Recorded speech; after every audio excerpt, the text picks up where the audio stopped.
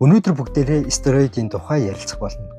Үнэн дээр хэдхэн жилийн өмнөхийг хүртэл стероид гэдэг бодис хүмүүсийн дунд тийм ч алдартай биш байсан юм. Стероид олонний анхаарлыг татаж алдартай болж эхэлсэн нь хүмүүс фитнесийг идэвхтэй сонирхох болсон тэр үеэс эхэлтэй гэж үзэж болно. Жирийн хүмүүсийн дундаж эрүүл сайхан биетэй болж түүнийгээ цахим орчинд цацгах нь нэг хэсэг тренд болсон нь хүмүүсийн анхаарлыг татах шалтгаан болсон юм. Үүнтэй зэрэгцээд түүний сөрөг үр дагавар гаж нөлөөний талаарч хүмүүс их мэддэг болсон. Тэгвэл стероид үнэхээр муу зүйл гэж юу? За бас заавал тийм биш гэж ойлгож болно. Өвчтнүүдийг эмчлэх зорилгоор эмнэлэгт стероидыг жороор бичиж өгөх болон хууль ёсны зөв зохистой зорилгоор ашиглаж чадвал огтоосоо муу зүйл биш юм.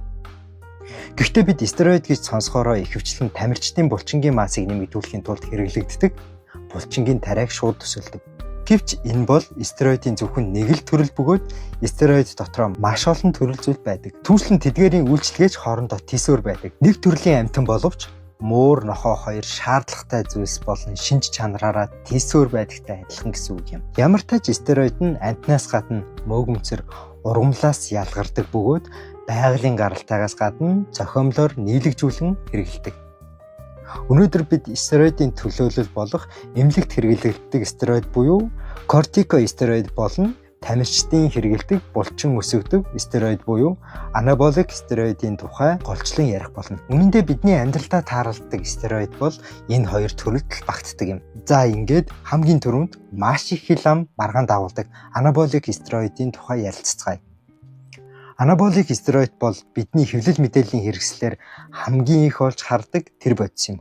Үнэн дээр медиагаар яриад байгаа стероид допинг гэдэг нь ерөнхийдөө энэхүү анаболик стероидыг хэлж байгаа хэрэг юм. Энэ нь спортын ертөнцид маш их хэрэглэдэг бөгөөд богино хугацаанд булчингийн хүчийг нэмэгдүүлж биеийн хүчний нөхөн сэргэлтийг маш хурдан дэмждэг. Тийм ч учраас анаболик стероидыг мэргэжлийн спортын салбарт буруугаар ашиглах ловер хийх тохиолдол маш их гардаг. Суперхуман баримтат кинонд Харвардын их сургуулийн доктор Харрис Поп хэлэхдээ залуу тамирчин хүн хооллолт муу, нойр дутуу, тамхи татаж арх хууж бэлтгэлийнхээ талыг тасалсан ч зөвхөн стероид тариад л стероид хэрэгэлдэггүй маш шаргуу хөдөлмөрч төрөлхийн авьяастай тамирчныг булчингийн массаараа шууд дамгаалж хол хайж чаднаа гэж дүгнсэн байдаг.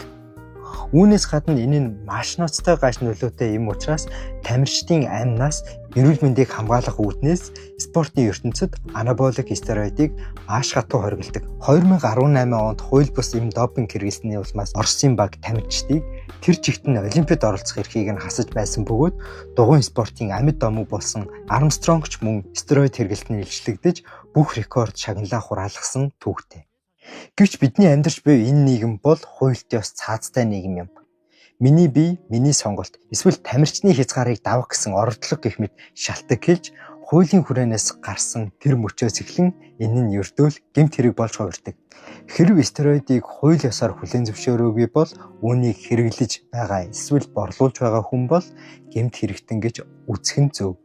Харамсалтай нь дэлхийн хаанч хуулиар зөвшөөрөөгүй байдаг ч энэ нь хүн болгоны нүдэнд ил тэрвч байтугай хүн болгон хүлээн зөвшөөрөх зүйл болсон нь хүн төрөлхтний хуульт ёсны эсрэг зөрчил үүсэж буй нэгэн том хэлбэр гэж ойлгож болно. Үнэн дээр иршүүд шинж чанар эр хүний хүч чадал руу тэмүүлэх хүний хүсэл эрмэлзэл маш эртнээс байсаар ирсэн. Эртний Грекийн олимпийн тамирчид иршүүд байдал биеийн чадвараа сайжруулахын тулд амьтны төмсөг иддэг байсан бөгөөд Солонгост далайн хавийн бэлэг эрхнийг хатааж уламжлалт тэмцлэгэнд хэрэглэдэг байна. Энэ нь бүр та бүхний мэдих Хөөжүүн отчийн номонд бичигдсэн байдаг юм. Тэнд бие сэтгэл нь туйлдж ядарсан хүн болон бэлгийн чадвар нь суларсан хүнд өгвөл эрхтэлэг энерги нэмэгдүүлж бэлхүүс өвдгийг бат бөх болгодог гэж бичсэн байдаг. Товчхондоо бол бэлгийн чадвар сайжруулна гэсэн үг. Дор нь өрн ялгаагүй эр хүний чадал чансаагаа нэмэгдүүлэх хүсэл спортын допинг хэрэглэх явдал нь тасралтгүй үргэлжлэр ирсэн байдаг. Энэхүү тасралтгүй үргэлжлэх хүсэл эрмэлзэл шунал нь эргээд маш их мөнгө болдог гэсэн үг юм. 1849 онд амьтан судлаач Арнольд Бертольд дахиан дээр нэгэн судалгаа хийсэн байдаг. Төмсгтэй дахиа болон төмсгийг нь авахулсан дахиаг харьцуулах туршилт хийсэн бөгөөд төмсгөө авахулсан дахианы иршүүд чанар нь илүү сул хөгжиж байгааг анзаарсан юм. Энэхүү нээлтээр төмсгнөөс иршүүд шинж чанарыг шийддэг ямар нэгэн зүйл ялгардаг юм байна гэж бодоход хүрсэн байдаг. Арнольд илүү нарийн туршилтуудыг хийсэн бөгөөд түүний туршилт нь төмсөг байгаа эсэх нь булчингийн хүч чадалтай маш их холбоотой болохыг нийтэд зарласан юм. Гэвч бидний биеийн эрхтэн тус бүр өөрийн нэг л үүргийг гүйцэтгэдэггүй. Үнэн дээр төмсөгч гэсэн маш их ажил хийдэг. Булчингийн өсөлт бол түүний хийдэг олон ажлын зөвхөн нэг л төдий юм. Мөнгөний үнэр үнэртсэн эрдэмтэд төмсгнөөс ялгардаг олон төрлийн найрлагыг тусгаарлан гаргаж авах бас их судалгаа хийсэн байдаг. Гэхдээ энэ үе хүртэл бидний өнөөдрийн мэдих стероидын дүр төрх хараахан бүрдээгүй байсан юм. Бидний мэдих стероид нь 1931 онд Германы хэмж Адольф Бутенандтаас эхэллээ. Бутенандт нь асар их хэмжээний шээснээс 15 мг 90 билгийн таавар болох андростеноныг цэвэршүүлэн гаргаж авч чадсан юм. 3 жилийн дараа буюу 1934 онд Леопольд Ружичка цэвэршүүлсэн андростеноныг химийн аргаар гаргаж авч чадсан юм. Энэхүү судалгаагаар хоёр эрдэмтэн Нобелийн химийн шагнал хүртсэн. Химийн салбар тэр дундаа эм бэлтгэлийн компаниуд шуугиж эхэлсэн байдаг. Гэвч энэ нь хангалтгүй байсан юм. Яг таг олж нээгээгүй байсан ч бүх эрдэмтэд андростеноноос илүү хүчтэй бодис байгаа гэдэгт итгэлтэй байсан тул Нидерланд, Герман, Швейцарын эмийн компаниуд андростеноноос илүү хүчтэй даавар гаргаж авахын тулд уралдан асар их мөнгө хөрөнгө оруулж эхэлжээ. Эцэст нь үр дүн амжилттай байсан юм. 1935 онд булчин үүсгэхэд маш чухал үүрэг гүйцэтгэдэг даавар болох та бүхнээс хамгийн сайн мэдих тестостерон дааврыг нээсэн юм. 1937 оноос хүн дээр хийх клиник туршилт эхэлж дэлхийд дахин далдаршиж эхэлсэн бөгөөд 1940-од оноос нууцаар хэрэглэгдэж эхэлсэн юм. Ялангуяа хүйтэн дайны үед зүйл толгойд улс төдийгүй зүүн Герман, зүүн Европ зэрэг коммунист орнуудад Олимпиад оролцох тамирчдынхаа чадварыг сайжруулахын тулд үүнийг маш их хэрэглэж байна. Бүхэл зүйлээрээ өрсөлддөг байсан хүйтэн дайны үед социалист орнууд ийм юм хэрэглэж байхад Америк зүгээр сунна гэж мэдээж байхгүй. Америкийн Олимпийн багийн эмч Джон Зиглер андрогены сөрөг нөлөөг бууруулсан AAAC-г боловсруулж FDA буюу Америкийн хүнс эмийн захиргааны зөвшөөрлийг хүртэл авч чадсан юм. Зөвшөөрөгдсөн эм маш богино хугацаанд хаасаагүй тарав. Зиглерийн хувьд маш бага жороор өгдөг байсан ч удалгүй тунг хэтрүүлэн хэрэглэгчид бий болж гаж нөлөөнүүд илэрч эхэлсэн байдаг. Эцэст нь олон улсын олимпийн хороо анаболик стероидыг хоригдсан юм. Энэ үеэс эхлэн допингийн шалгалт, допингийн тест нэвтэрч эхэлсэн. Гэвч нэгэнт тархсан эмийг тийм ч амархан зогсоож чадсангүй. Үнэн дээр зөвхөн Америкч биш дэлхийд даяар анаболик стероидыг хууль бус болгож хааж боож байгаа ч хэрэгэлсээр л байна. Одоо бол энэ нь хитрхи энгийн зүйл мэд тархсан тул хувийн цэргийн компани дайчид болон мэргэжлийн бүх NFL, мэргэжлийн бейсбол, бокс, цаашлаад бодибилдинг хүртэл үүнийг нууцаар даалт хэлбэрээр бүгд л хэрэгжилж байна. Магадгүй та бүхэн зүгээр л үйлдвэрлэхээ болчихвол болох юм биш үү гэж бодож болох юм. Анаболик стероидыг эрчүүдийн цэвэршилт, түлэгдсэн өвчтний нөхөн сэргээлт, ясны сэргэжилт зэрэг ангаах ухааны зорилгоор ашигладаг тул үйлдвэрлэлийг нь бүрэн мөсөн зогсоох нь ямар ч боломжгүй юм. Эмнэлгийн зорилтоор ашигладаг, дээрэс нь эр хүний чадлыг нэмэгдүүлдэг ийм давуу талтай зүйл яагаад ямар гаж нөлөөтэй болохоор хэрэглэж болохгүй гэж байгаа вэ? Анаболик стероидыг хэтрүүлэн хэрэглэвэл үс унах, сэтгцэн эмгэг, арсны асуудал, бэлгийн үйл ажиллагааны доголдол, цаашлаад зүрх судасны шигтээс хүртэл үүсгдэг. Үүнээс гадна маш олон гаж нөлөө байдаг бөгөөд зөвхөн гол төрлүүдийг нь дурдахад л юм байна.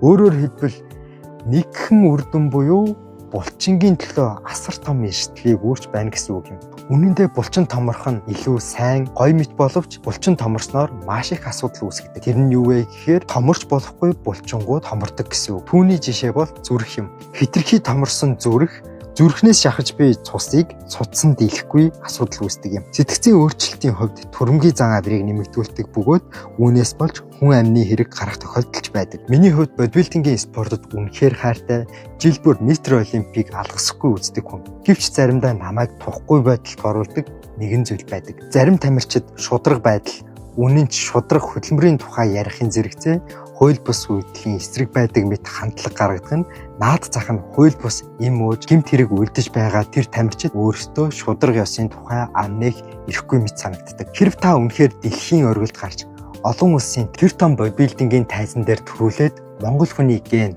Монгол хүний удамшил ямар агуу вэ гэдгийг дэлхийн түүхэнд хамглан харуулах гэсэн тийм агуу зорилго амбицгүй бол зүгээр нэг хувь хүний сонирхол эсрэг хүстэндээ гоё болж харагдахын төлөө дээрээс нь өөрийгөө баярлуулахын төдийхний төлөө стероидыг хэрэглэхгүй байхыг би та бүхэнд зөвлөж байна. Тэгэх үнц нь миний хувьд байхгүй юм. Тэгвэл бид одоо нөгөө нэг стероидыг ярилцгаая. Бид өрөвслийн холбоотой өвчнөөр эмнэлэгт очиход стероид тариа тарьж өгдөг.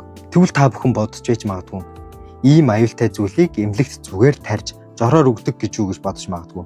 Яг үнэндээ тийм биш юм. Тэр үед бидэнд өгдөг стероид бол өмнө нь дурддагдсан кортикостероид юм. Заримдаа эмнэлэгт стероид тариусны дараа миний бие сайжраад байна, булчин ороод байх шиг байна гэж боддог хүмүүс байдаг. Гэвч энэ нь туйлын ташаа ойлголт юм. Анаболик стероид булчингийн маасыг нэмэгдүүлдэг бол кортикостероид нь булчин болон булчингийн хүчийг сулруулах үйлчилгээтэй. Кортикостероид бол биеийн өрөвслийг намдаахад ашигладаг хамгийн хүчтэй юм.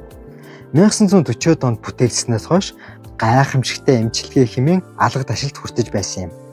1952 онд мөөгөнцөр ашиглан хэлбархан үйлдвэрлэх боломжтой болсноор үн хямд үр дүн сайн юм болсон боловч энд бас нэг асуудал үүссэн байдаг. Буруу номын гаж урсгал хүмүүсийг мэхлэх явдал гарч эхэлсэн юм. За яг өвчнийг нь эдгэж гисэн бол асуудалгүй мэт боловч кортикостероид ч гэсэн гаж нөлөө тутахааргүй их юм. Хуурамч зүйлд хууртаж үүнийг хэтрүүл хэрэглэснээс болж шинэ бүр илүү ноцтой өвчин эмгэгтэй болох эрсдэлтэй. Бүх өвчнийг ангаагч гэж нэрлэгдэх хэмжээний олон өвчний эмчилгээнд ашиглах боломжтой боловч хэтрүүлэх эсвэл буруу хэрэглэсэн тохиолдолд дагаж ирэх асуудал маш том юм гэж ойлгож болно. Өмнө нь дурдсан өрөвслээс эхлээд атопик, дерматит, бактера, үе мөчний өрөвсөл цаашлаад бүр хор тавтарт хүртэл хэрэгэлдэггүй өвчин гэж үгүй. Хэтрүүлэн хэрэглэвэл дархлаа суларч халдвар болон бусд өвчнөд шууд нэрвэгдэх аюултай болдог. Үүнээс гадна гаж нөлөө нь анаболик стероидтэй адил энэ бүгдийг тоочж барамгүй олон байдаг. Мэдээч хэрэг эмчтэйгээ сайн зөвлөлдсөний үндсэн дээр зохистой хэрэглэвэл ямар ч асуудалгүй. Үнэн дээр ямар ч сайн эмийн тунг хэтрүүлж буруу хэрэглэвэл асуудал үүсдэг замтай. Эрүүл мэнд амьдралынхаа төлөө эмийг заавал эмчийн завраар аюулгүй хэрэглэх хэрэгтэй билээ.